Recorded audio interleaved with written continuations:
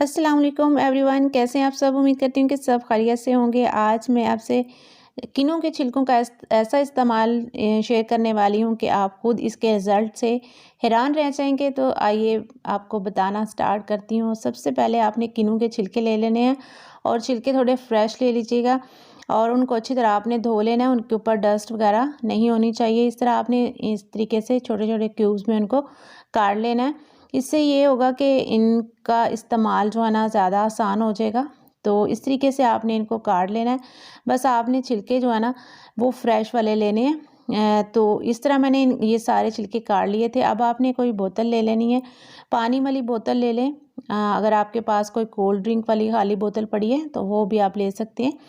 अब आपने किन्नू के छिलके जो है ना इस बोतल में डाल देने हैं। इनको काटने का मकसद भी यही था कि ये बोतल के अंदर जो है ना डालना आसान हो जाए। तो इस तरीके से मैंने ये बोतल में भर लेने हैं और आप इसके इस्तेमाल से ना हैरान रह जाएंगे। बहुत ही अमेजिंग सी ये चीज़ तैयार होने वाली है। अब आपने इसको फुल नहीं भरना क्योंकि हम इसमें और भी चीज़ें ऐड करेंगे।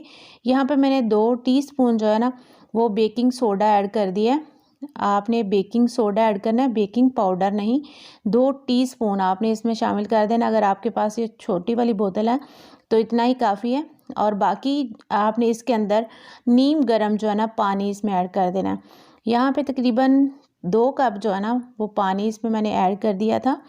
और पानी आपने बहुत ज़्यादा जो है ना गर्म नहीं इसमें डालना क्योंकि प्लास्टिक की बोतल है। तो पानी ज़्यादा गर्म ना आप इसमें ऐड कीजिएगा। अब आपने इसमें 2 टेबल स्पून जो है ना ये वाइट सिरका जो होता है जो आप खाने में यूज़ करते हैं वो शामिल कर देना और इसको अच्छी तरह आपने शेक कर लेना ताकि ये जो बेकिंग सोडा हमने डाला है वो भी मिक्स हो जाए और ये एक अच्छा सा ना लिक्विड जो है तैयार हो जाए हमारे पास। तो अब मैं आपको इसका इस्तेमाल बताती हूँ कि आपने करना क्या है। सबसे पहले आपने इसके ऊपर कोई छुरी ले लें या फिर आपके पास कोई सलाख वगैरह हो। ये मैं यहाँ पे एक मेरे पास ये फोक था पुराने वाला, मैंने इसको अच्छी तरह गर्म करके इसके अंदर ना सुराख कर लिए। तो इस तरीके से आपने इसको सुराख कर लेने हैं। अब आपने इसको इस्तेमाल कैसे करना है ये मैं आपको बताऊंगी। यहाँ पे देख सकते हैं आप ये चूल्हा काफ़ी गंदा लग रहा है और इसको गंदा करने में भी मुझे बहुत टाइम लगा। आप कहते होंगे कि बहुत ही गंदा चूल्हा है।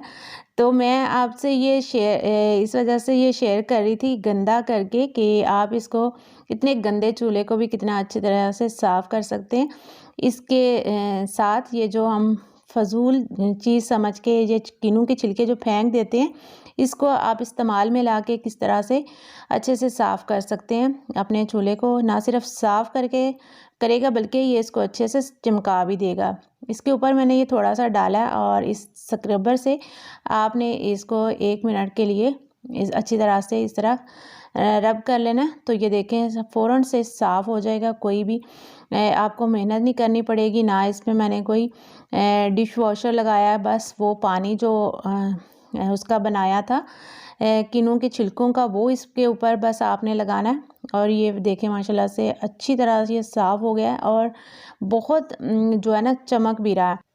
ये आप बना के रख लें, 15 दिन तक ये ख़राब नहीं होता क्योंकि इसमें हमने सिरका ऐड किया है। सिरके से जो है ना ये फ्रेश रहेंगे छिलके और इनमें कोई बैड स्मेल भी नहीं आएगी और ये अच्छे से वर्क भी करेगा और स्टील की चीज़ों को ये अच्छे से चमका देता है। तो आप इससे अवन की सफाई कर सकते हैं क्योंकि इसमें बहुत अच्छी खुशबू आती है और उसकी अवन की बैड स्मेल को ख़त्म कर देगा। उम्मीद करती हूँ कि आपको ये मेरी रेमेडी अच्छी लगी होगी और अगर अच्छी लगी है तो ज़्यादा से ज़्यादा लाइक और शेयर कर दीजिएगा। और अगर आप मेरे चैनल पे नए हैं तो चैनल को ज़रूर से सब्सक्राइब कर दें।